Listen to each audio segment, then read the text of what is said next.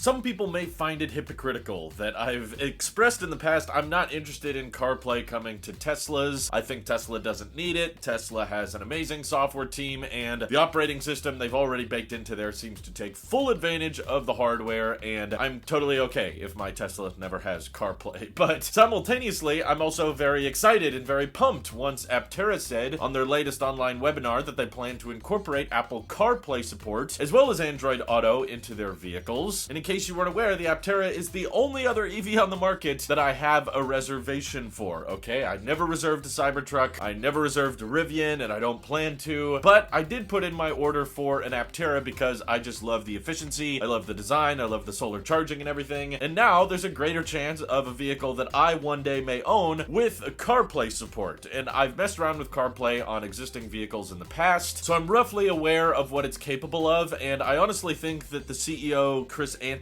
answer as to why they want to support CarPlay was super smart and super justified. So the genius aspect of it, and why I will give credit where credit is due for Aptera adopting it while at the same time not suggesting it for Tesla, is the context of the situation both of these companies are in, okay? I'm not trying to sugarcoat it. Aptera is in a funding dependent stage. It means that if they don't secure either the ATVM loan from the Department of Energy or they don't get a giant investor on board, then they're not making it to production. And when you're in a funding dependent stage and you're trying to reduce your burn rate month to month, trying to be as lean as possible and as cost effective about everything you do, that's when you don't want to blow a bunch of money on your own custom team of software engineers that are designing an operating system from the ground up just optimized for your car and no one else's. Companies like Tesla and Rivian, they have a ton of funding. They've got billions upon billions of dollars in the bank and a consistent income stream because they're already manufacturing vehicles and delivering them. Rivian's not quite at a profit yet, but still they're delivering thousands and thousands of cars every month, and each car is bringing in almost $100,000. So they have a revenue stream, they've got lots of cash in the bank. That means they can afford the very expensive process of designing your own operating system from the ground up, which I gotta admit, when you're in the position of a company like Tesla and Rivian, that is likely the more ideal scenario. I do agree with Tesla and with RJ. His interview with MKBHD went into more detail on the subject of not supporting CarPlay, which Rivian has kind of put their foot down on and said, no, we feel passionate that that's not the right choice for us because they believe they can do the in-car experience better. They know that there's a lot of features CarPlay brings, but RJ's approach is we want to be able to add those features and add that functionality into the car directly without having to fall back on another company. Because I do admit, of the cars I've used with CarPlay, you get this kind of confusing interaction where the manufacturer has a certain OS, but then CarPlay is trying to do something else. So you have to do this whole pairing method, and with wireless CarPlay, sometimes it can get laggy and the implementation can be bad. Especially in the case of Lucid, there's been that viral video that showed CarPlay being super laggy on a $150,000 car, but if you know the context, it's that CarPlay has that bug whenever you're using the camera. So once again, we're in a situation where our smartphones are too dang useful and you're trying to record something going on in the car, and because the camera is activated and you're using wireless CarPlay, the user interface gets all laggy, and that's not ideal either. So there's downsides to using CarPlay for sure, but because Aptera is in a capital restrictive environment and they don't have an infinite budget and they're trying to spend as little as possible so that they can prolong their search for big investors and also prolong the survivability of the company while they wait for the ATVM loan, which in their latest webinar they said that that loan, which they should be granted later this year, would be able to fully fund their path to production. It's just going to take longer, of course, because inherently grants given out by the government are more complicated than just actually having cash in the bank, because then you can just buy everything out, whereas with a grant you gotta buy certain things and then prove that you bought them and then ask for the grant money from the government. So it's a slower process, but I do personally think that Aptera will win that loan application, and I do believe they'll make it to production, just not as quickly as we all want them to. And I'm sure they're more frustrated than any of us. You know, they've invested their own time, their own money into the company, and they're more passionate about this solar mobility future than any of us are. So they're frustrated by it, but I do think Chris's answer about CarPlay being a great shortcut to not having to build up your own dedicated operating system and not have to hire an elaborate team of software engineers to develop your own OS, that's absolutely true. And there are very easy ways like implementing Android Automotive, which is not the same thing as Android Auto, but Steve from Aptera Owners Club has gone into more more detail on his channel, so please check that out if you want to know more about the template operating system that they likely are building into the Aptera that will support CarPlay. And there's benefits to that, and yes, I still acknowledge that the Aptera is likely not going to have the most industry-leading software in the world. But I think more people will excuse that because Aptera's focus is all on efficiency, and that doesn't just come down to energy consumption in solar and aerodynamics, which yes, they do better than anyone, but it also comes down to capital efficiency. You know, every dollar that Aptera saves by not having to hire another software engineer, they get to pass that savings on to the consumer. So while the OS may be a little bit clunky and at least on day one might be a bit buggy because you have some of the operating system designed by Aptera and then you're going to have a lot of it fall back on your phone for CarPlay or Android Auto, then that's going to be handling, I think, a lot of the media controls as well as a lot of the navigation controls. That allows them to bake in a lot of those essential features that most of us come to expect with a vehicle that costs $20,000 to $30,000. We want media controls and we want navigation systems in place, and in the case of Tesla owners as well, a lot of us want Waze support, which Teslas and Rivians don't have, but maybe Aptera could have day one if they're relying on your phone to be kind of the fallback for a lot of those media controls. And that allows the more limited software team at Aptera to just focus on the basic stuff like the speedometer, the controls, the battery management system, and, you know, activating the hatch or the doors or the windows, or spending more time on how the phone app works, which honestly I think is underappreciated. Like, Tesla has this state-of-the-art mobile app that gives you a lot of the controls that honestly prevents you from having to interact that much with the interior display. So making sure that the Aptera team is able to focus a lot more on that mobile app than what Rivian or Lucid has done, I think is a good thing. And allowing CarPlay, which yes, still might result in a little bit of a conflicting experience, still overall I think is the most cost-effective way to get this vehicle to market. And the other cool thing that I'm excited for is that within the next couple years, Apple's rolling out this new enhanced CarPlay experience, and that enhanced CarPlay is supposed to be able to take over a lot more vehicle functions, things like the speedometer, the HVAC controls, the heated seats, and your range numbers, your efficiency numbers. They've showcased this at Apple's developer conference last year, and I hope that we're able to see more information on it next month at WWDC 2023. But in the event that that enhanced CarPlay experience, which now that General Motors has said they're moving away from CarPlay, I think Apple's going to want to double down on making GM feel like they're missing out by trying to be really competitive with CarPlay and boast about how so many customers out there will only consider a vehicle that has CarPlay support. That makes me think Apple's going to want to make enhanced CarPlay very easy for developers to optimize for, make it very accessible and very widespread, and ideally very cheap to incorporate into any vehicle. And if that's the case, maybe Aptera can rely more fully on CarPlay in the future, because I know since Aptera is in a more funding dependent state right now, we're not just a couple months away from production starting. They've said even if they got all of the money needed to start production today, it would still take probably 9 months to a year before first deliveries would begin. So that means we've got some time for them to iron out all of the software kinks and stuff. So Apple has said that the first vehicles with enhanced CarPlay would start delivering next year, which makes me wonder if that during this time of Aptera seeking investment and securing government grants to start production, maybe they'll be able to fall back a lot more on enhanced CarPlay for the HVAC controls, for the speedometer, for the gear selectors, or through the in-car controls. And then by the time Aptera production has started, CarPlay might just kind of take over the entire display in the case that you have an iPhone, and then there could be a fairly basic, maybe not super fancy or pretty operating system